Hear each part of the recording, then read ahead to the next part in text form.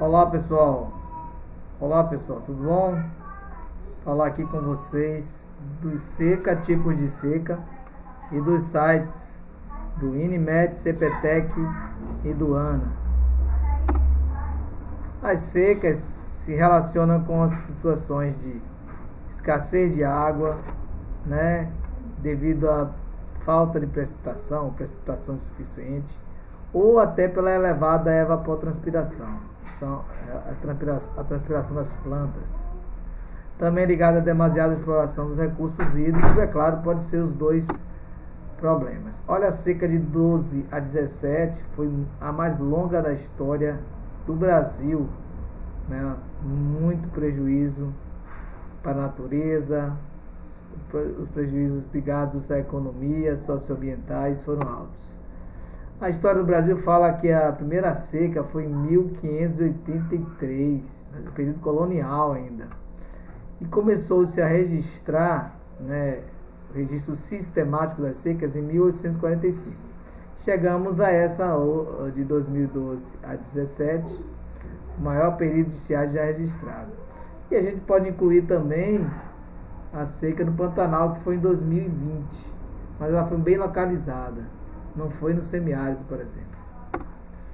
Então, as áreas com ocorrência de seca no mundo inteiro estão aqui nessa figura, né, devido aos níveis de aridez.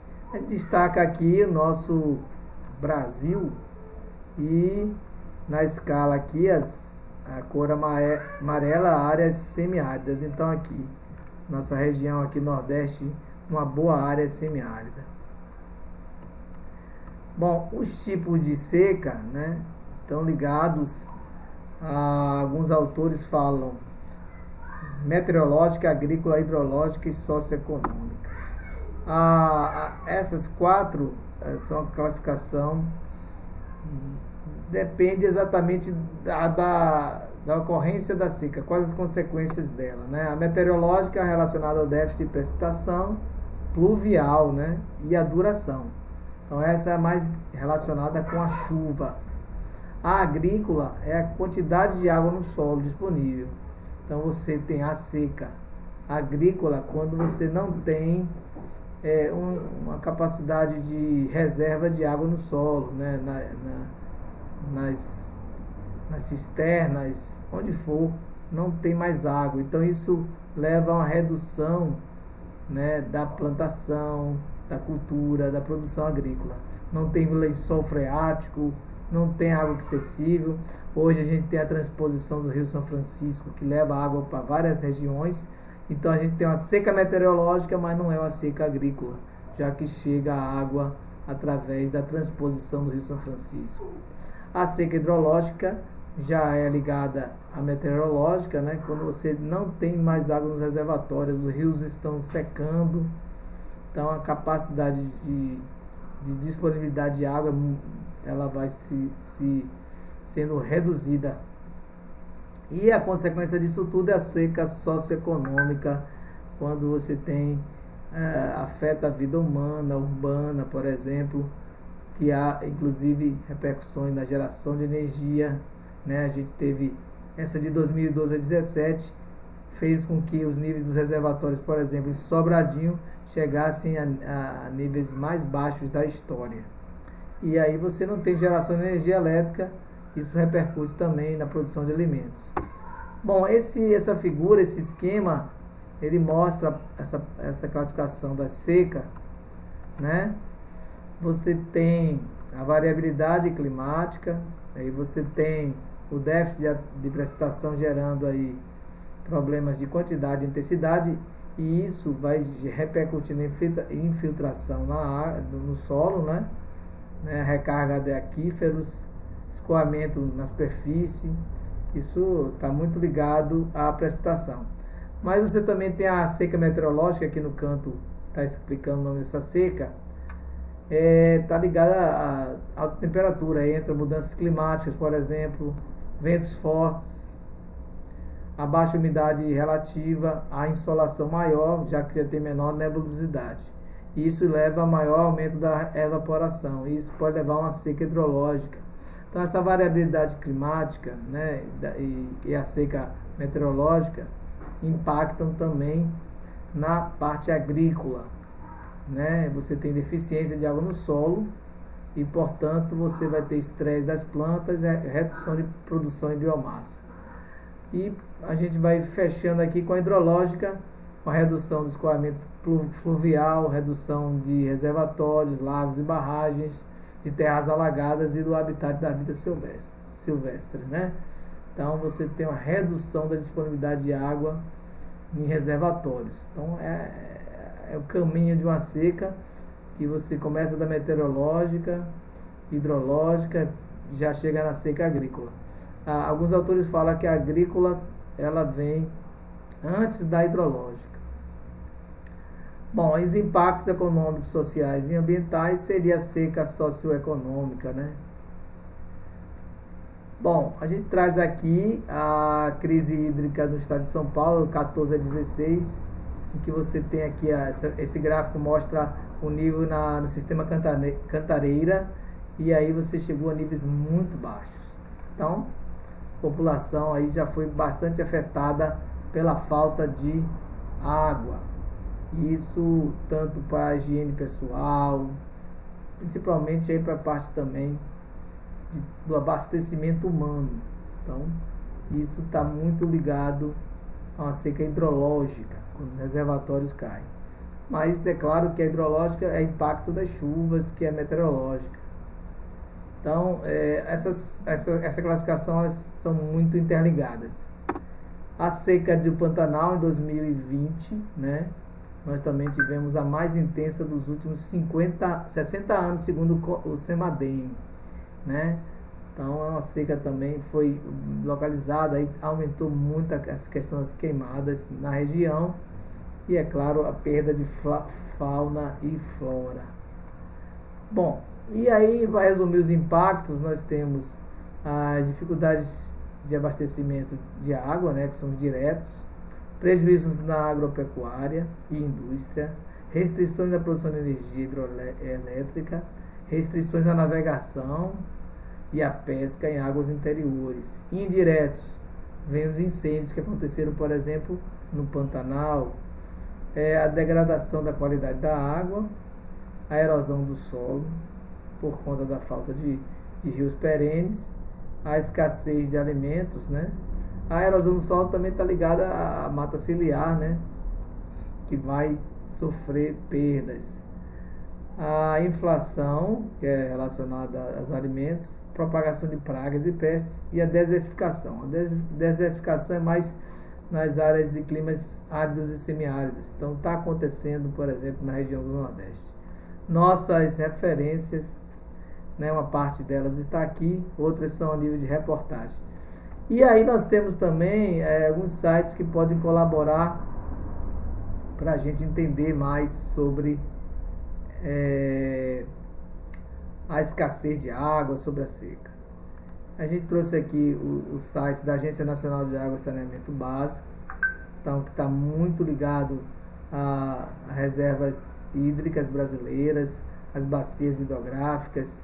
Então, né, ele tem aqui o monitoramento de eventos críticos, que estão aqui à disposição. E a gente pode abrir outras páginas, que é do INMET. O INMET é uma página que está muito relacionada aí com o clima. E o clima tem tudo a ver aí com a questão da precipitação. Você vai aqui, ó, previsão climática, você pode obter aqui a previsão climática em relação às chuvas. No caso é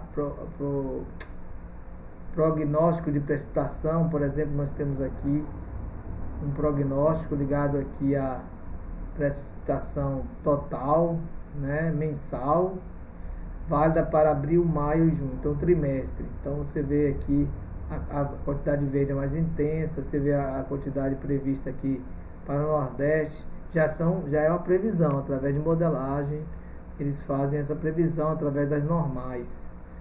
As normais, né, estão ligadas aqui exatamente, olha aqui as normais.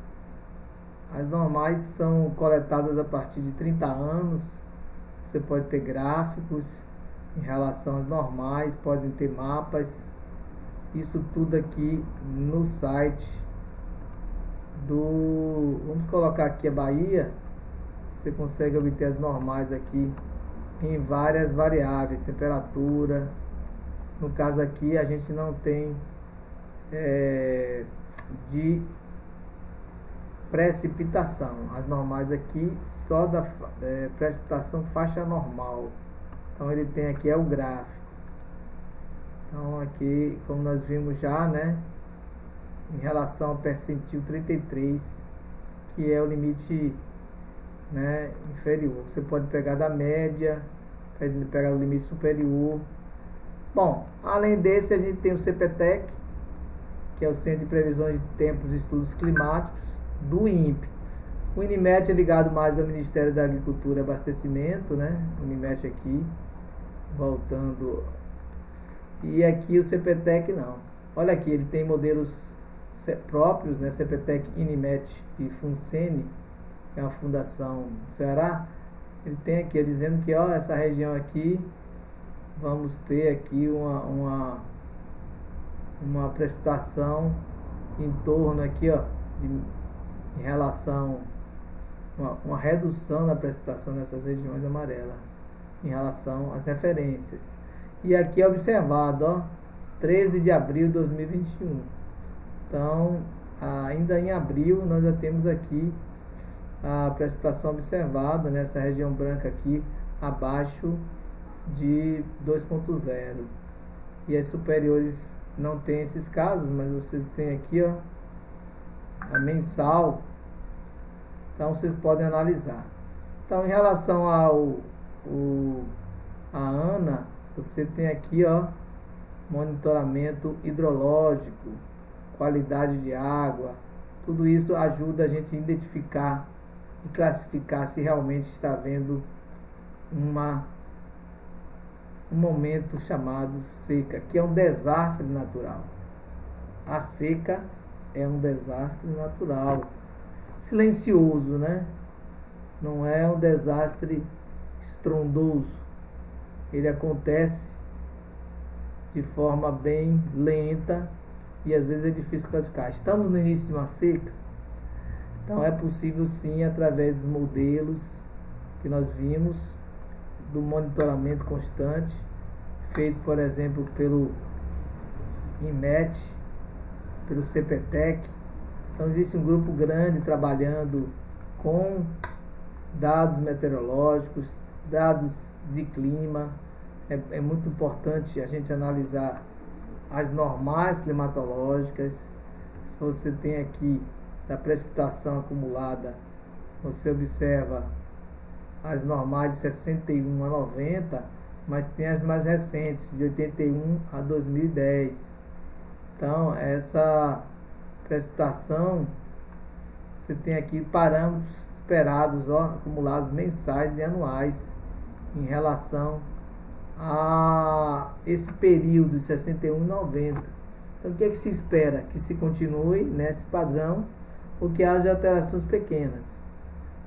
Mas com os eventos de mudanças climáticas, pode estar ocorrendo alterações também nas chuvas, e isso pode, os estudos têm indicado isso, que os eventos têm se tornado mais extremos. Você tem extremos. Aqui vamos ver rapidamente a questão da precipitação acumulada mensal, e é bom dizer que os eventos estão se tornando mais extremos, chuvas mais concentradas do que acontecia no passado, no primeiro período que foi dito aqui em relação às normais, que é o período de 61 a 90. Essa tela aqui a gente pode ver, né, em relação ao mês de janeiro, e o anual, essa última aqui, né, que coloca aqui os índices de precipitação. Então você percebe bem que no norte aqui do país elas são bem mais intensas, aqui na região do Amazonas, do que a nossa região aqui do Nordeste, que sofre tanto com as secas, né? Mas olha aqui a região do Mato Grosso do Sul, onde está o Pantanal. Também a seca lá acontece, né? Está prevista essa seca, como mostra aqui as normais climatológicas, que foram coletados os dados de 81 a 2010. Então a gente pode fazer uma comparação rápida com o período anterior. Então a gente pode fazer uma comparação rápida, gráfica, né? E verificar se houve uma alteração nas cores. Aqui não é anual, vamos para anual. E aqui vocês observem acumulada a menção, como as cores são diferentes, mas essa região aqui do Nordeste, ela sempre sofreu um pouco com a escassez de água, né? Pelo menos do períodos de 61 a 2010, devido às condições meteorológicas, ao relevo, tudo isso está ligado à falta de precipitação. E é claro que nós temos aqui os gráficos climatológicos, que também podem ajudar a gente a interpretar aqui a Bahia. Você pode escolher uma região. Tudo isso ajuda muito a gente a interpretar o meio ambiente, né? Tanto o CPTEC como o INMET são ferramentas que podemos utilizar para isso, para identificar a questão da seca. Ok, pessoal? Até a próxima.